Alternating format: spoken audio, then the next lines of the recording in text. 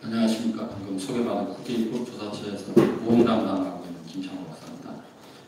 오늘 깊은 자리에 같이 참석을 해서 토론할 수 있게 돼서 대단히 영광스럽습니다. 오늘 발제하신 분께서 여러 가지 이제 자료들을 많이 준비해 주셔가지고 저도 이제 모르는 부분들을 많이 알 수 있어서 대단히 고생을 많이 하셨다는 말씀을 먼저 드립니다. 발표 순서를 보면 다들 보셨겠지만 먼저 이제 인슈어테크가 뭔지 정의에 대해서 이제 먼저 말씀을 해주셨고, 그다음에 이제 인슈어테크에 대한 사례를 해외 사례와 이제 국내 사례로 이렇게 이제 나누어서 또 정리를 해주신 것 같습니다. 아울러서 이제 마지막으로 규제 개선 제안을 주시면서 보험업의 범위를 좀 확대할 필요가 있다. 상품 개발에 대한 자율성도 확대할 필요가 있다. 또 인슈어테크 스타트업에 대한 투자를 확대할 필요가 있다. 보험사 클라우드에 대한 확대도 역시 필요하다. 이렇게 정리를 해주신 것 같습니다. 발표하신 내용에 대해서는 저도 공감하는 부분들이 상당히 많이 있기 때문에 발표하신 내용에 대해서는 언급을 할 필요는 없을 것 같고요.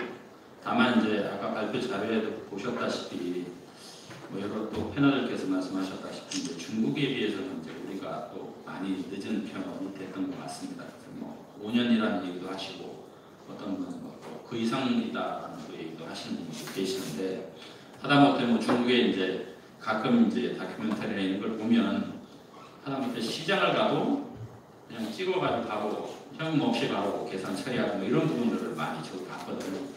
야, 저 정도까지면 우리나라 쫓아가면 한참 쫓아가야 되지 않을까? 이런 생각도 저도 좀 개인적으로는 해봤습니다만, 그거에 비해서는 이제 국내의 이제 인슈어테크, 핀테크 이런 부분들은 말은 상당히 많이 몇 해 전부터 해왔는데 실질적인 내용에 있어서는 상당히 우리나라가 초기 상태가 아닌가. 물론 이제 규제라든가 여러 가지 부분들이 있어서 그런 부분에 있어서 이제 다소 좀 염려스럽고 조심스럽게 접근한 부분이 없지 않아 있지만, 그럼에도 불구하고 많이 뒤떨어지고 있다라는 것도 좀 사실인 것 같습니다. 다만 이제 제가 여기서 말씀드리고 싶은 것은 아까 이제 발제문에서 보셨다시피 규제 제한 발표에 있어서 물론 이제 반론이다라기보다는 약간 염려스러워서 이제 말씀을 드리는 부분인데, 먼저 이 자회사에 대한 인정 부분에 있어서는 이거는 여러 가지 법적 문제라든가 여러 가지 행정적 이런 부분들이 좀 있어서 보험회사에서 자회사로 핀테크 기업을 간다 또는 15% 제한을 좀 풀어야 된다 이런 부분들은 다소 좀 현실하고 조금 거리가 좀 있을 수도 있다. 만약에 이런 부분들이 국회로 건너오게 되면 국회에서 의원들께서도 다 말씀하시고 또 서로 토론하시고 하실 때 많이 좀 제약이 있을 것 같다라는 생각을 좀 개인적으로는 해보고요. 차라리 이제 아까 다른 방향으로 지분이라든가 투자 확대라든가 이런 부분을 통해서 그 기업 자체가 스스로 자생할 수 있도록 토양을 좀 길러주는 것이 더 나은 방향이 아닐까. 그래서 서로 협업하는 체제로 가는 것이 훨씬 더 낫지 않을까 그런 생각을 좀 개인적으로 해보고요. 그 다음에 이제 가장 중요한 것이 이제 개인정보에 관련된 부분들입니다. 잘 아시다시피 물론 이제 본인이 동의를 해가지고 이루어지는 부분들에 대해서는 저는 누가 얘기할 필요는 없겠습니다만, 그 개인정보에 대한 동의 부분이 과연 어디까지 동의했느냐 하는 부분들도 많이 서로 이제 다툼이 있는 부분들이거든요. 그래서 그런 개인정보 침해에 관련된 부분들에 있어서 해킹에 대한 이제 방지책을 과연 어떻게 얼마만큼 갖춰가야 할 것인가 하는 부분들이 상당히 중요할 것 같고요. 그 다음에 이제 정보비대처님은 아까 말씀하셨으니까 말씀을 드리지 않도록 하겠습니다. 쉽게 설명을 드리면 요새 보면 이제 보험 가입 초기부터 저도 이제 보험을 열 몇 개를 들고 있다 보니까 저는 보험회사에서도 있었고 생선보로 다 또 근무를 했었고 그러다 보니까 이제 생선보호에 대한 이제 보험 상품이나 이런 부분들 다 빠삭하게 꿰고 있기 때문에 제가 필요한 보험만 가입했는데도 열 몇 개예요. 그러면 한 달에 보험료만 한 4, 50만 원 나가거든요. 그럼 가만히 한번 생각을 해보세요.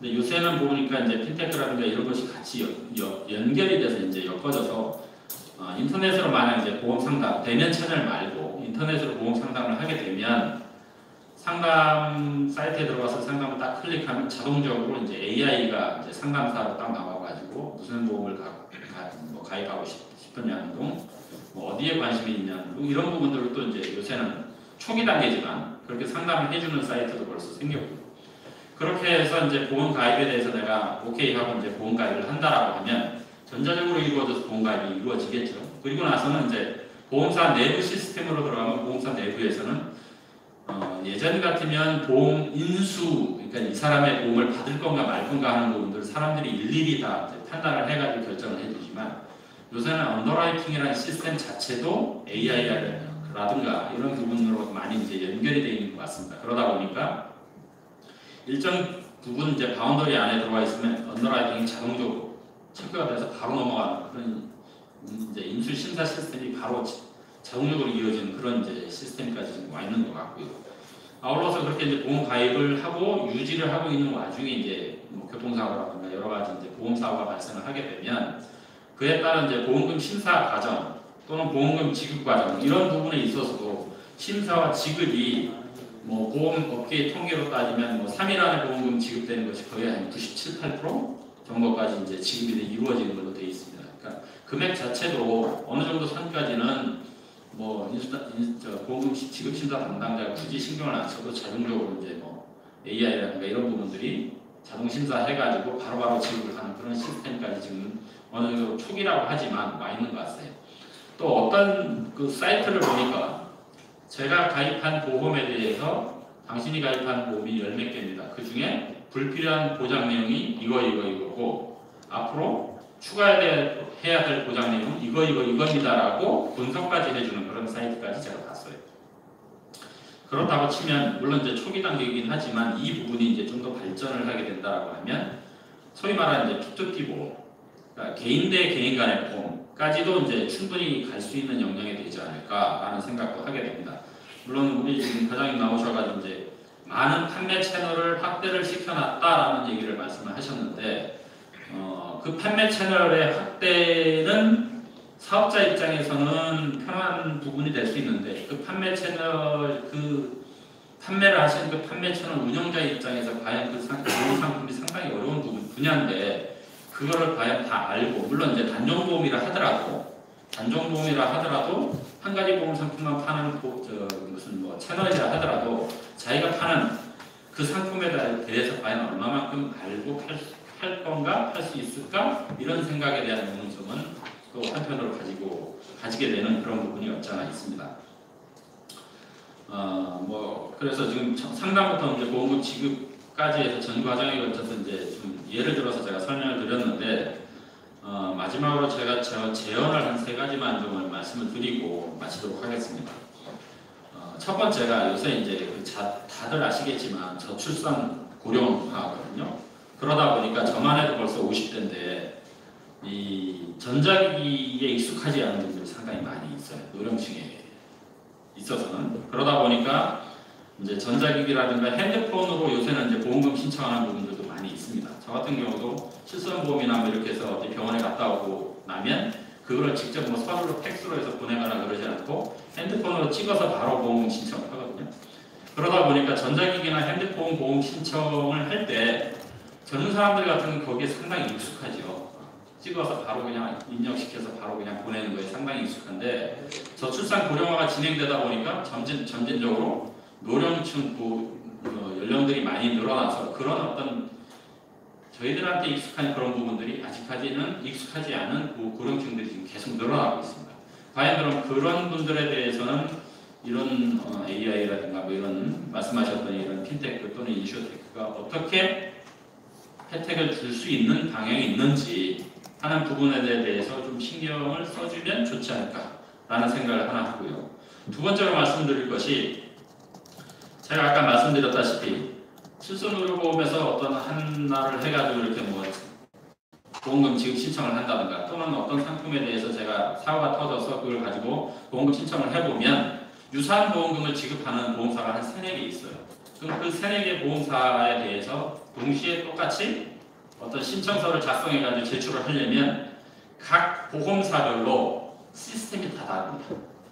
그것도 6개월에서 1년 단위로 수시로 바뀌어요.